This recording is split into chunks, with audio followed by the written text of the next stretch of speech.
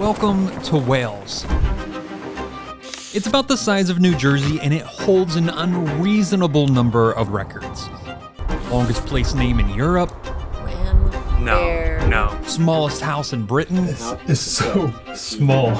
More castles per square mile than anywhere on Earth. There's even a town here that once declared itself an independent kingdom and appointed a horse as a prime minister.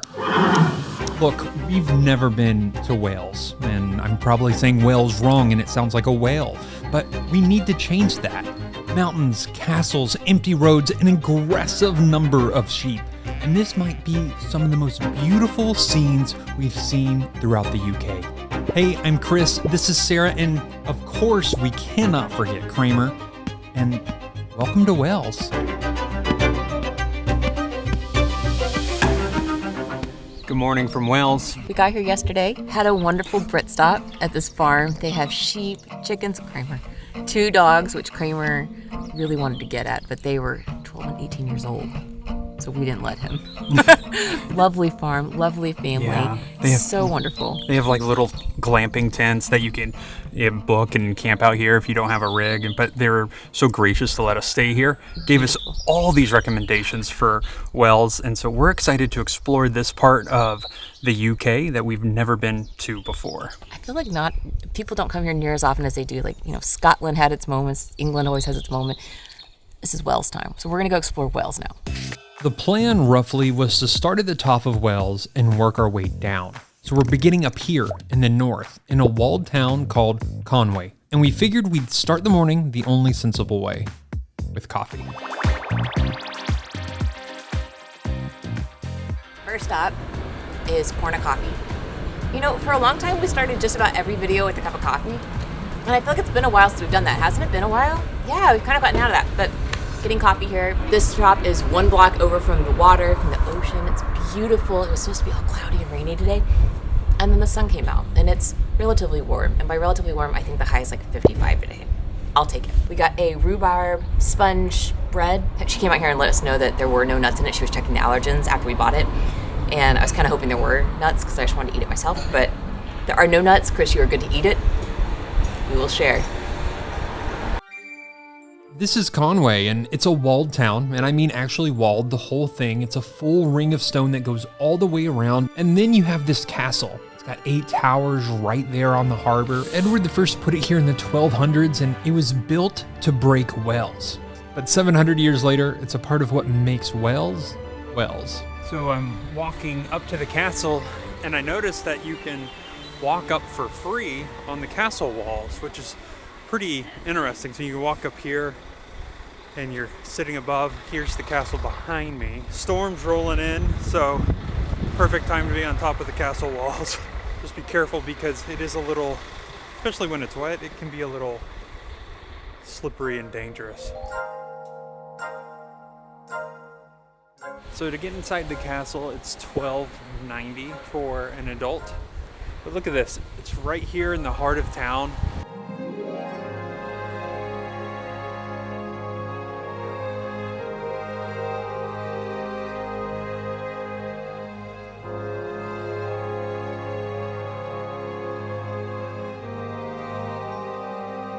Rain's starting to come down, but it was one of the more enjoyable castles that I've been into.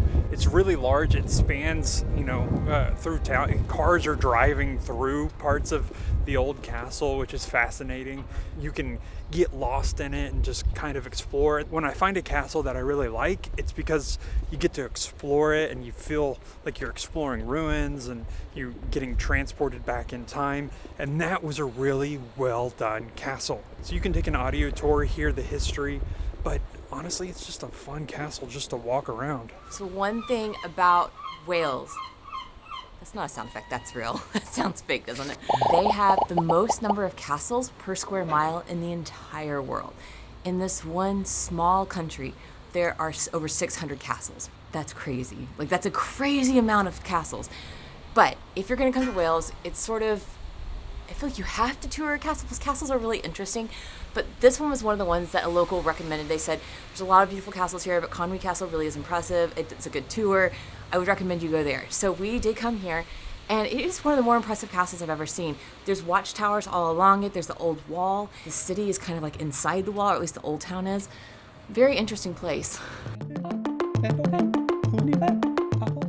So this is the smallest house in Great Britain, or so they say, but it really was a house. And then, if I'm not mistaken, they sort of wrote it as like decommissioned or no longer livable just more recently than what you'd expect. But this is the tiniest little house. The last inhabitant was a fisherman who was 6 feet 3 inches tall. And before that, an elderly couple lived here. In 1900, the house was condemned for human habitation. This is so small. And the man who owned it went all over the country, measuring small. So they have a boombox inside that they're playing.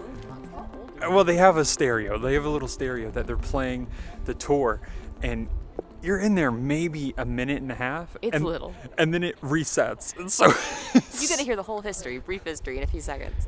So briefly, the house was originally built in the 16th century and then was lived in until 1900, at which point they condemned the place and said it wasn't suitable for living anymore, and then opened it to the public. So the last guy who lived here was a local fisherman, and then after he stopped living in the house, after they condemned his home, he actually went around Great Britain to prove that his house actually was the smallest.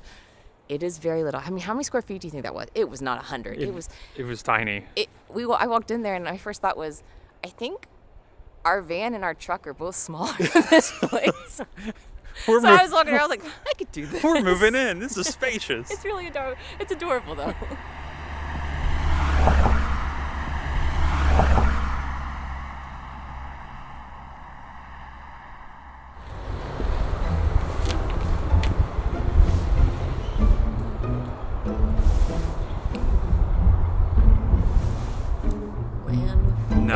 No. We're not even going to try this, but in case you actually want to hear the name of this train station, it's this. Just up the road from Llanfair to Pwllgwyngyll go Gerach Windrobwll, Llan Tysilio go Goch, the temperature got to 21 Celsius. Here's the thing about this name. It's actually fake. Well, sort of half fake. The village is real, but the name used to be short. Back in the 1860s, a local tailor stretched it out on purpose. 60 odd letters, so the new train station would have the longest name in all of Britain. People would get off the train just to look at it. And it's genius. It worked, and people to this day come to take a photo of this train station.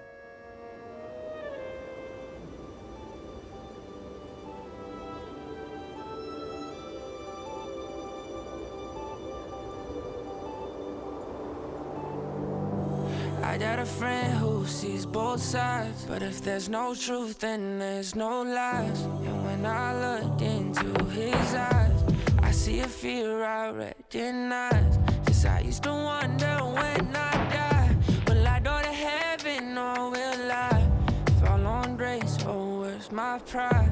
Still what keeps me up at night. You can only get here when the sea lets you. Twice a day, the water comes up and takes the path, and the church just sits out there by itself until the tide decides to give it back. When the water pulls it back, it leaves a path, and you're able to walk out onto that seabed that won't be there in a few hours. And for 800 years, there's been a church on this rock. And for the most of the time, the sea has been trying to take it back, a little more of the island every year. So over time, people built a wall around it, not around a castle or a town, just one small church on a rock to buy it more time against the water. And they still come out. The tide drops and people walk across the sand to a church the sea could take any decade now. Eventually, the sea is going to win. Everyone out here knows that, and they keep coming back to save it anyway.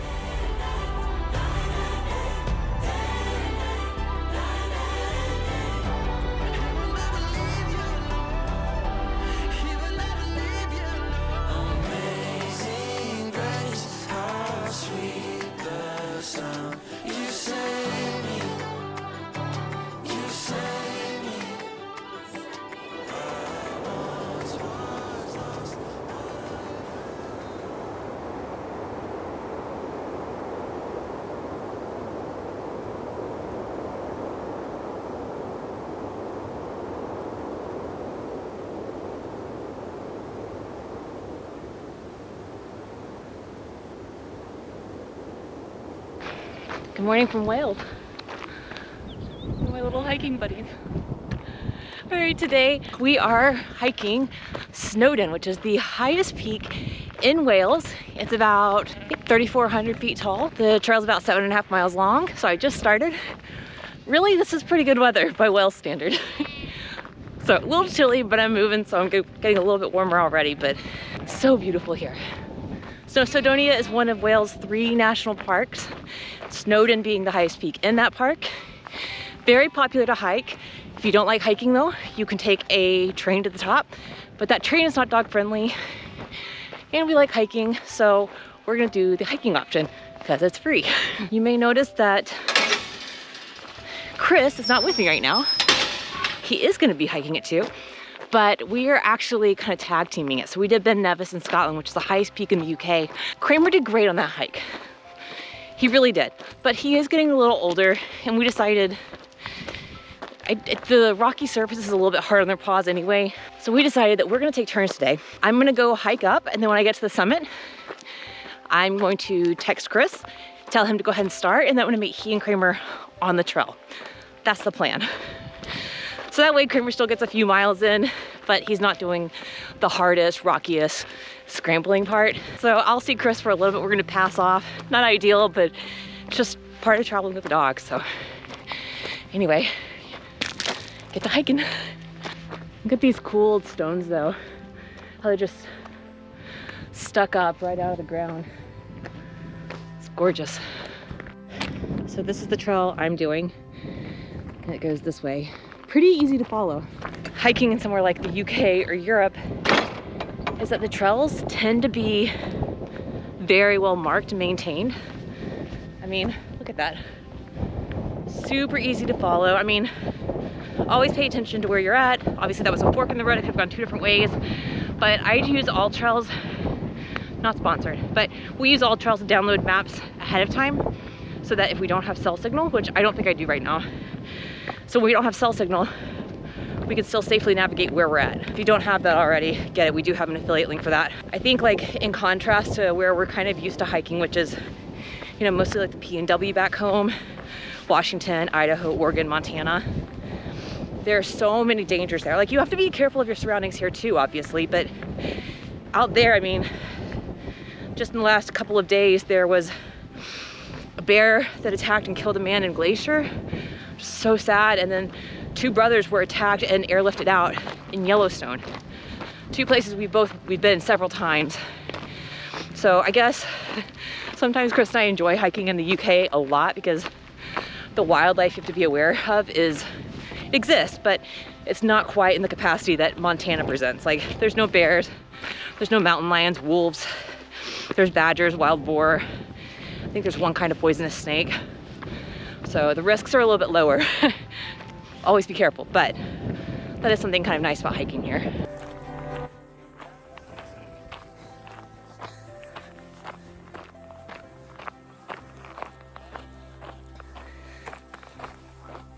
Hi guys. Just over 1.5 miles in, I just looked down and where'd it go? There it is. You can see the truck. Way down there.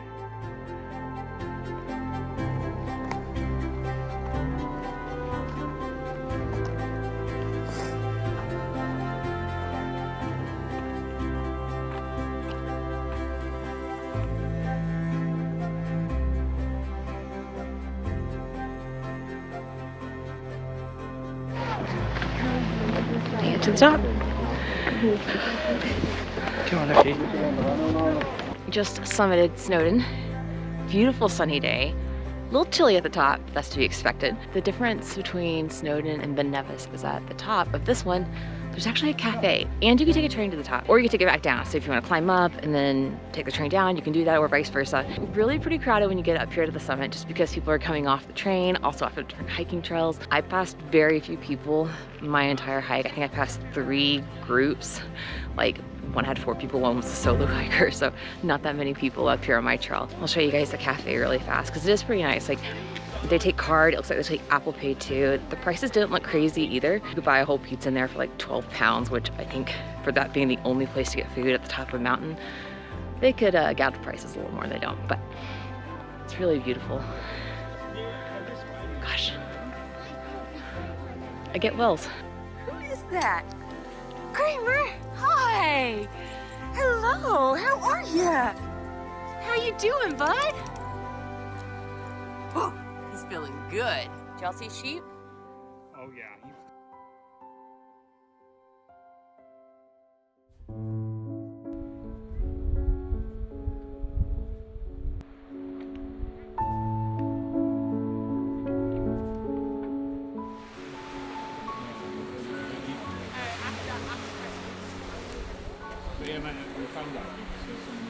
This is rated one of the best pubs in the entire world. It's located right here on the beach. It opened up in like the 1800s and it was serving fishermen, and people found out about the secret, and now they're all here enjoying the beach and just a fun time. Lovely sunny day. A little chilly, so we wanted to make sure we sat in the sun, but perfectly casual spot. It's beautiful. There's a few little houses down here, but the beach it's on is actually like a little cove. And it's real windy on the ocean, but we're on the side with like away from the wind, so it's not near as bad as it is on the other side of the hill. But beautiful day, and it's just fun just sitting on the stone wall and just watching people play in the water and watch the boats bobbing around. It's beautiful. It's a unique experience.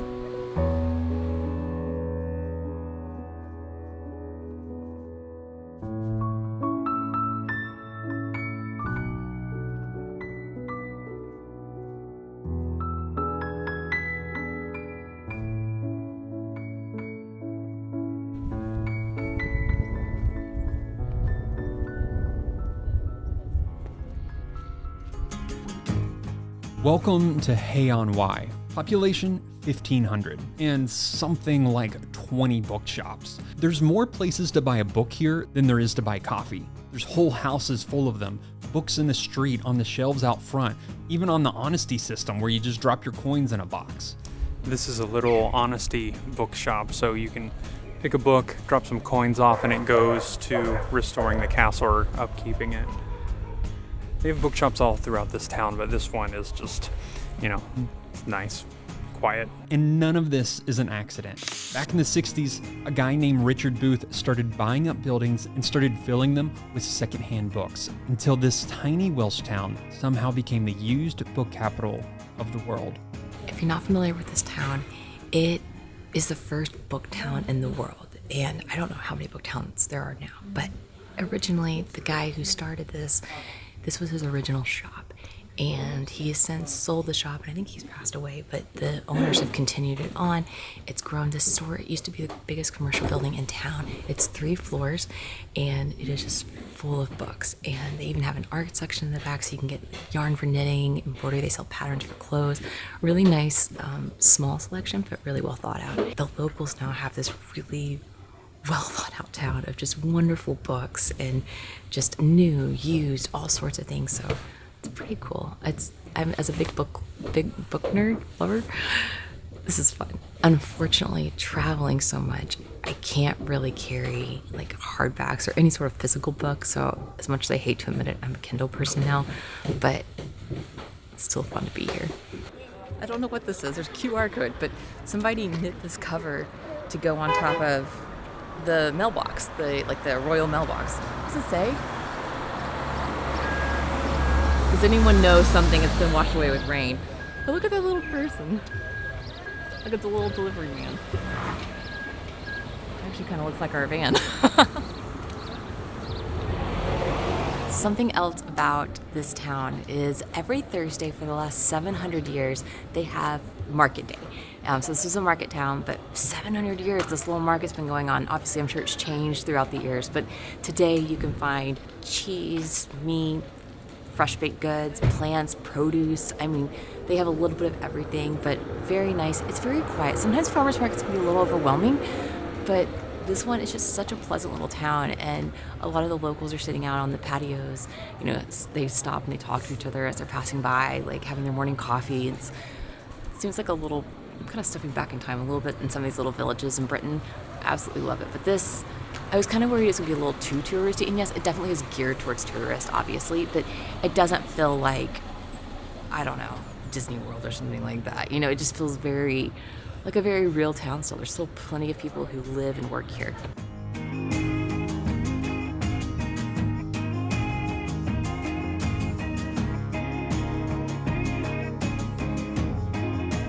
One thing we love about the UK is the culture of pubs. You know, it's got a long history. Some people, they used to be inns, some of them are inns still, but a pub is short for public house. Pubs are not just for adults. Like, the kids will show up in a lot of them. Yes, there's lots of beer going around usually, but they usually serve full meals, Sunday roast on Sunday, that kind of thing. So pubs are a huge part of it. When you're coming to the UK, you've got to go to at least a pub or two. Even if you don't drink, just go and get a meal there. They're just fun to see the local environment. And this one that we're at, we're not far from Cardiff, probably like, 15 minutes outside the city, which is the capital of Wales. This little pub popped up on a list of places, and it just looked so charming that we had to come out here and check it out. The Blue Anchor, which is this pub, was built in 1390, or was opened in 1390. Which, I mean, when you're in the UK, things that old are not that uncommon. But this one, walking around it, it might be the coolest pub we've been inside. I mean, the ceilings are really low, all the stone walls are just so, it's very dark in there, but it feels so cozy and so historic. And then the floors are just, I walked into like the back room, and they had a bench for seating, like an old church pew kind of thing, but it was leaning it like that because the floor is just so worn down with age. But I like that. I think it adds the charm. I think this place is so neat, and it's won a lot of awards too for like one of the best pubs in the UK, that kind of stuff. But if you're looking for a good pint or a good meal, and you're in the Wales, Cardiff area, if you're in the Cardiff, Wales area,